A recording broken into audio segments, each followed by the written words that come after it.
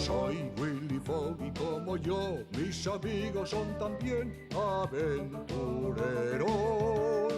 Vamos a llegar hasta el confín de la tierra y hasta el fondo del mar. Hasta el centro de la tierra donde comenzó la vida por primera vez. Muchas cosas que aprender, misterios que habrá que resolver. Hasta el fondo del mar iremos a buscar las pruebas para continuar.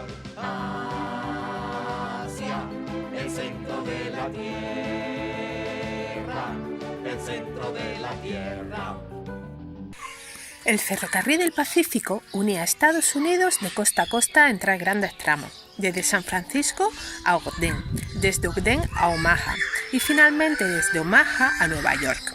Entre Omaha y el Pacífico, las vías recorrían una región habitada por indios y llena de fieras salvajes, un vasto territorio que los mormones empezaron a colonizar en 1845, tras ser expulsados de Illinois.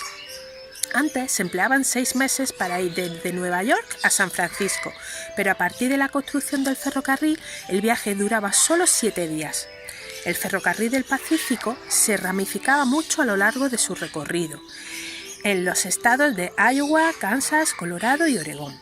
En el vagón en el que viajaba Fogg y sus compañeros era una especie de largo autobús que tenía 2 juegos de ruedas, con 4 ruedas cada una, que permitía tomar las curvas más cerradas de las vías. En el interior no había compartimentos, solo 2 hileras de asientos a cada lado del pasillo del centro, al final del cual estaban los lavabos. Los vagones se comunicaban mediante unas pasarelas, de modo que los viajeros podían recorrer toda la longitud del tren, que contaba con vagones salón, vagones terrazas, vagones restaurantes y un bar. Por las pasarelas circulaban continuamente vendedores de libros y periódicos, de licores, de comida o de tabaco. El tren dejó la estación de Hoboken a las 6 de la tarde. Ya era de noche, una noche fría y oscura, con un cielo cubierto que amenazaba con nieve. El tren no iba muy deprisa, teniendo en cuenta las paradas. No recorría más de 30 kilómetros cada hora.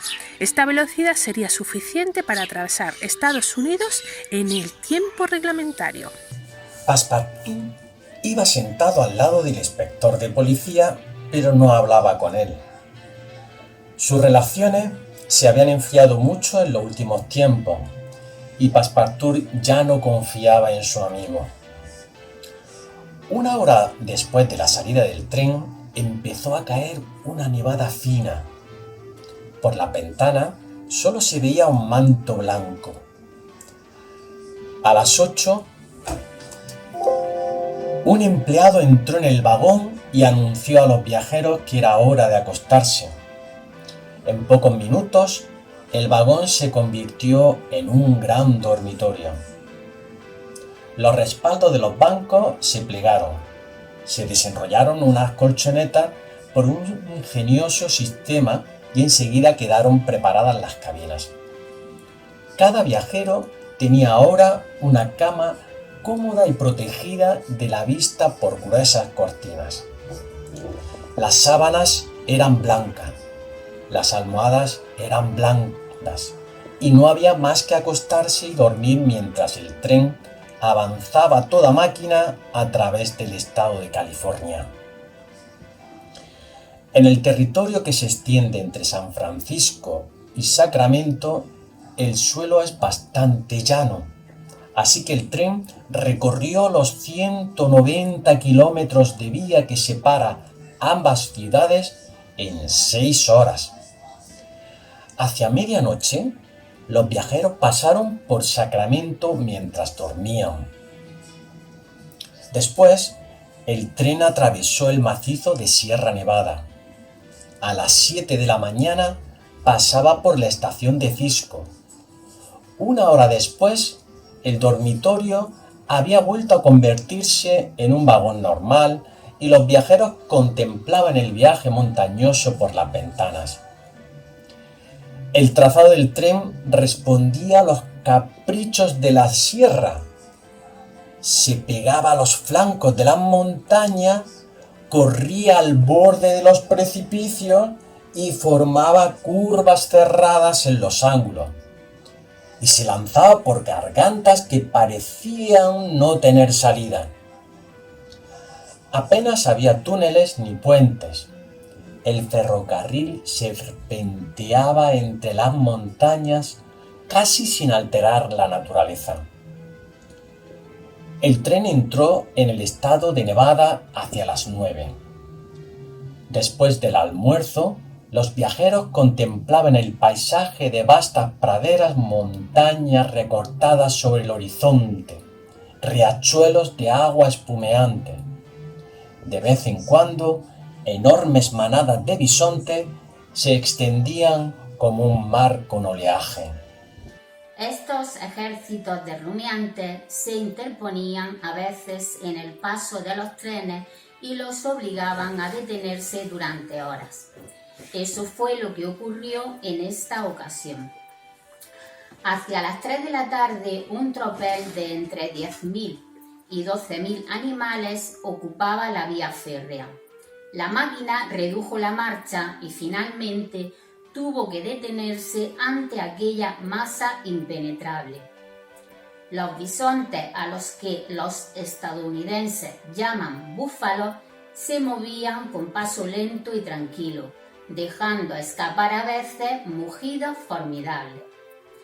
Eran más grandes que los bisontes europeos, con patas y cola corta, joroba musculosa, cuernos a los lados y con la cabeza, el cuello y los hombros cubiertos de pelo largo.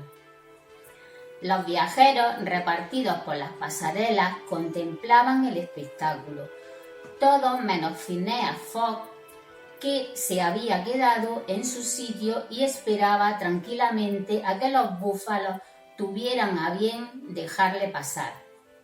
En cambio, Passepartout estaba furioso por el retraso que provocaban aquellos animales.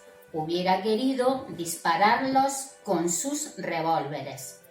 «¡Qué país!», exclamaba. «Los bueyes paran a los trenes y se quedan tan tranquilos».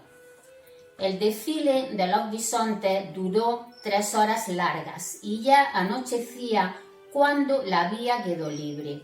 A las 8 el tren por fin atravesó los impresionantes desfiladeros de la cordillera Humboldt y a las 9:30 entraba en el territorio Utah, la región del Gran Lago Salado, el curioso país de los mormones que pronto conocerían. La noche del 5 al 6 de diciembre, el tren llegó al lago Salado. Hacia las 9 de la mañana, Passepartout fue a tomar el aire a una de las pasarelas. El tiempo era frío y el cielo estaba gris, pero no nevaba. El disco del sol, agrandado por la bruma, parecía una enorme moneda de oro. Passepartout se entretenía calculando el valor de aquella moneda en libras esterlinas, cuando un personaje bastante extraño lo sacó de tan importante ocupación. El personaje que había subido en la estación de Elko era un hombre alto, muy moreno, con bigotes negros, calcetines negros, sombrero de seda negro, pantalones negros, corbata blanca y guantes de piel. Parecía un clérigo. Iba de un extremo a otro del tren y pegaba papeles escritos a mano en la puerta de cada vagón. Passepartout se acercó y leyó el papel, donde decía que el honorable hermano William Hitch, misionero mormón, daría una conferencia sobre mormonismo a las 11 de la mañana en el coche número 117. Todas las personas deseosas de instruirse sobre los misterios de la religión de los santos de los últimos días estaban invitadas a acudir. «Iré», pensó Passepartout. No sabía nada de la religión del mormonismo, aparte de que los miembros de esa religión eran polígamos. La noticia corrió por el tren, en el que viajaba un centenar de personas. Unas 30 decidieron ir a escuchar al misionero y a las 11 estaban sentadas en la banqueta del coche número 117. Passepartout estaba en primera fila. Ni su señor Fix se había molestado en acudir. El hermano William Hitch se levantó y con una voz enfadada, como si alguien le llevara la contraria, exclamó: «Os digo que Joe Smith es un mártir. que su hermano Hiram es un mártir y que la persecución del gobierno de la Unión convertirá a Brigham Young en otro mártir. ¿Quién osa decir lo contrario? Nadie se atrevió a contradecir al misionero, cuya cólera se explicaba porque, en aquellos momentos, el mormonismo estaba pasando por duras pruebas en Estados Unidos. El gobierno acababa de someter el estado de Utah y le había impuesto las leyes de la Unión después de encarcelar a Brigham Young acusado de rebelión y de poligamia. Desde entonces, los discípulos del profeta redoblaban sus esfuerzos y se oponían al Congreso empleando la palabra. Por eso, el hermano William Hitch hacía proselitismo hasta en los trenes. El hermano mormón empezó a relatar con voz sonora y gestos bruscos la historia del mormonismo desde los tiempos bíblicos y cómo, en Israel, un profeta de la tribu de José publicó los anales de la nueva religión y lo legó a su hijo Mormon, y cómo, muchos siglos más tarde, un granjero de Vermont llamado Joseph Smith Jr.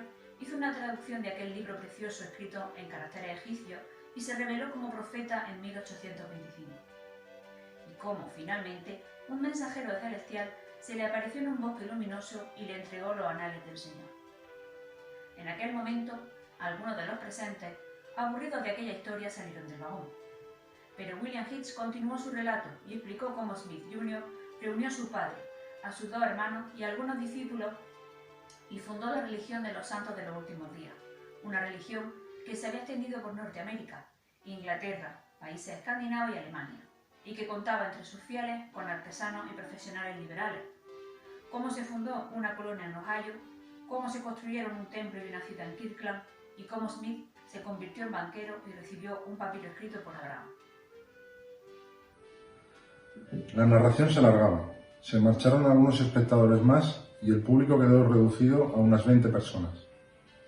Pero el hermano continuó sin preocuparse de las deserciones y contó cómo Joe Smith quebró en 1837 y sus accionistas arruinados lo cubrieron de alquitrán y de plumas.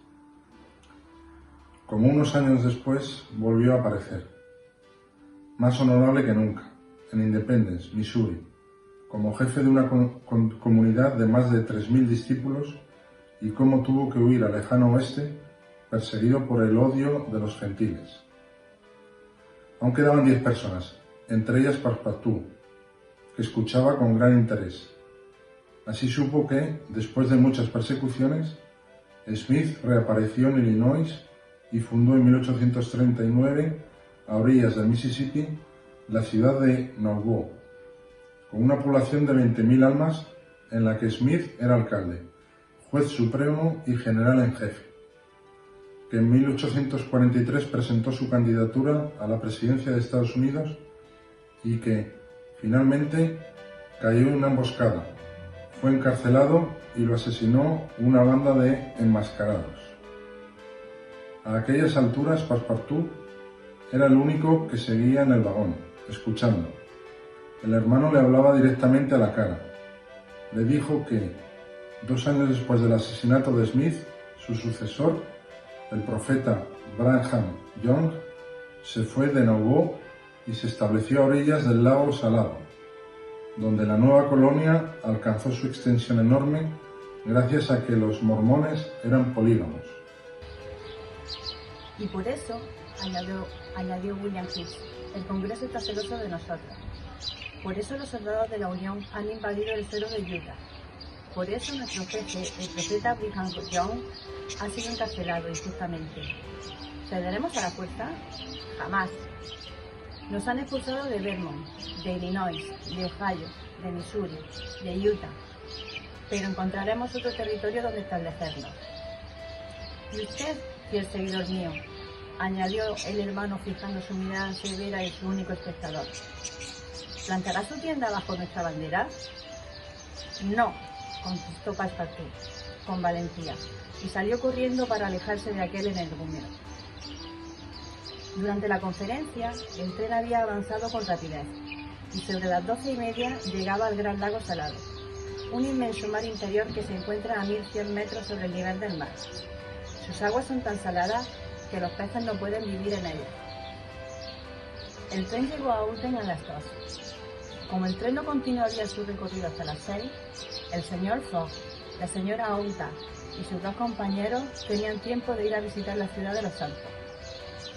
La villa no estaba demasiado animada. Había pocas o ninguna iglesia. Los principales monumentos eran las casas del profeta, los tribunales y el arsenal.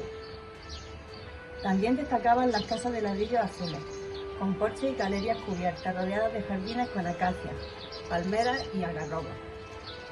Poco antes de las 4, los viajeros regresaron a la estación y ocuparon sus